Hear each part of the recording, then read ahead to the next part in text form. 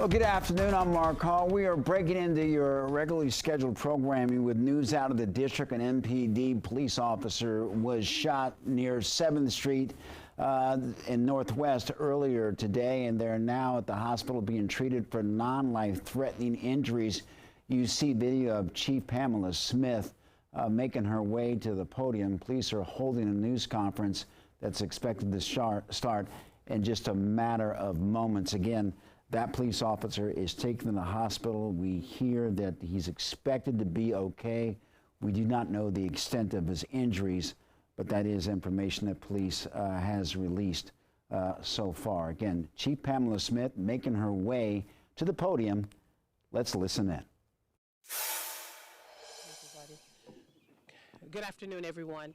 I'm Chief Pamela Smith of the Metropolitan Police Department, and I just want to take a few moments to get everyone up to speed on what occurred here today with regard to the shooting that took place in the 5800 block of 7th Street Northwest. Before I get into what actually happened, I want to clear up a couple of things. There was never a shooting inside of our 4th District station. No one walked into our 4th District station to shoot anyone. What actually happened was at 12:09 p.m., our officers received a call for a shooting within the 5800 block of 7th Street Northwest.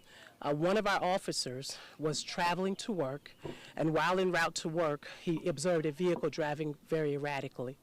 The suspects in the vehicle stopped the car very abruptly, got out of the car, and fired at our officer.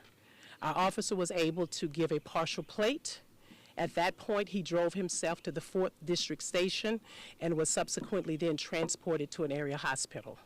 What we know about the suspects is that as soon as the partial plate information came out, our real-time crime center pushed out a notification of the vehicle and the plate. Our Falcon and our officers began to canvass the area. Falcon tracked the area into Landover, Maryland, where the vehicle crashed and 2 suspects were taken into custody. What I will say is this. We're grateful that our officer has not sustained any life-threatening injuries. He is at an area hospital with his family and our family support team. I also want to thank all of the federal partners who have reached out today, and all of our regional partners who have reached out and provided support. Some of them have come directly down to this scene to ensure that we have the resources that we need. And I also want to thank the community. The community was very, very helpful in providing us with video and information to ensure that we apprehended these suspects very quickly. I'll take any questions that you may have. Was the officer shot in that confrontation, and where was the officer wounded? That's still a part of the investigation. Chief, can you clarify if the officer was actually sustained a gunshot wound or was injured from broken glass? It could be either way right now, Peter. I don't know exactly, but that's still a part of the investigation. Was he in his personal car? Was he in uniform? He was in his personal car, and he was not in uniform. So any idea if the suspects knew that he was an officer? I don't know, Peter, but what I will say is this, is that it could have been anybody, right? It didn't necessarily have to be a Metropolitan Police Department officer. And as you know, when these types of things happen, you must know that we will not tolerate this kind of violence in our city. We will use every resource, as we have been, with any incident to ensure that no one gets away with this type of crime. Chief, was the officer able to return fire? Give me, ma'am. Chief, would you describe this as an attempted carjacking, or can you describe the altercation that led up to the shooting? I cannot, and I do not, at this point, Delia, I cannot say it was a carjacking. Did the officer return fire? I do not know that at this time. It's part of the investigation.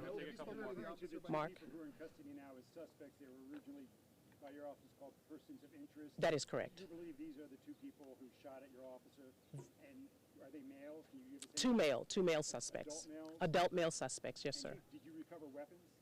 Right now, I don't know if we've recovered weapons. Obviously, you know, there's another scene in Landover, Maryland, that they're processing an investigation. Investigating, and that information will be shared with me at a later date. Pursued at the time of the crash? I know you said you had the Yes, chopper they were being pursued. on ground. On the ground, yes, sir. By- We had MPD officers that were canvassing the area here, and obviously we have the jurisdictional authority to have PG County pick up once they go into PG County. Chief, identify by name. Can you tell us anything about this officer? Rank? Experience? The officer is one of our captains. He has 18 years on the job, and he is assigned to our 4th District station. Had you had a chance to speak to the officer? I have not came to the scene. I wanted to make sure that I had an opportunity to brief you. I wouldn't have been able to talk to him at the time I wanted to because he was undergoing a CT scan. Did the suspects fire into the vehicle? Yes, it was fired. Say that again? Did the suspects fire into the vehicle? Yes. And both suspects fired? I'm not sure if both suspects fired. He never got out of the car? Who is he? The officer who was shot. The officer did not get out of the car.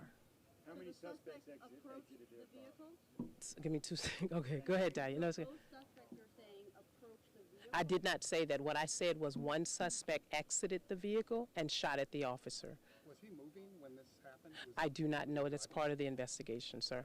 Mark, Pursuing the suspect vehicle, were they in a high-speed pursuit?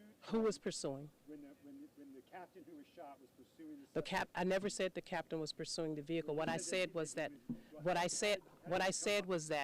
there was a vehicle driving erratically in front of the officer's vehicle. The suspect vehicle stops. An individual gets out and shoots at the vehicle. Did the officer have a police radio? Is that how he was able to? That is correct. Yes, Mark. Did he drive to the hospital? Or did He did not. So what he did was he drove himself to the 4th District Station, and he was transported to the hospital by our I'm officers. sorry, Chief, he was in plain clothes, correct? He was in plain clothes. Chief, did I already ask you? Can you tell us where the officer was wounded? I don't know. That's part of the investigation. Thank you all. Let me see. Any other questions? Non-life-threatening. Non-life-threatening injuries. Do you have any information about the initial shooting that took place prior to this? He was responding to a shots fired call. Who was? This off-duty officer had, there was The a shots- off-duty officer was on his way to work. But there was a shots fired call, you said, in the area, and he drove into this. I didn't say that. I'm not sure if you mixed that up with, like, they mix up everything about what happened sometime that's not accurate. So that might not be an accurate account of what happened. So there was only one scene where shots were fired. That is my understanding as of right now. The 5800 block of 7th Street Northwest, that's clear. Say, Can we get closer to that at some point? when the investigation is done. Yeah. Yes, sir. Any other questions? All right. Thank you, everyone. Thanks, Chief. Yes, sir. Thank you. All right, Police Chief Pamela Smith wrapping up that news conference. Let's recap some of the things that she touched on. This shooting happened in the 5800 block of 7th Street Northwest. The chief says that a plainclothes police officer, a captain with 18 years on the job, was not in uniform, and he noticed that a vehicle in front of him was driving erratically. The captain, according to Chief Smith, did have a police radio on him at the time, and then Chief Smith said that the car stopped, and then one person got out of the car and fired shots inside of the captain's civilian vehicle. We were told that the captain was able to drive himself to a nearby police station. He was eventually transported to the hospital.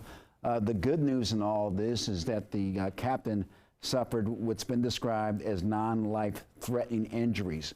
We also know that 2 persons of interest were found near Landover, Maryland, and they are currently being held by police. I think Chief Smith at one time during the news conference did call them suspects, but she then clarified and called them persons of interest. We're going to continue to follow the story and have much more on DC News Now at 4. For now, we're going to send you back to your regularly scheduled programming.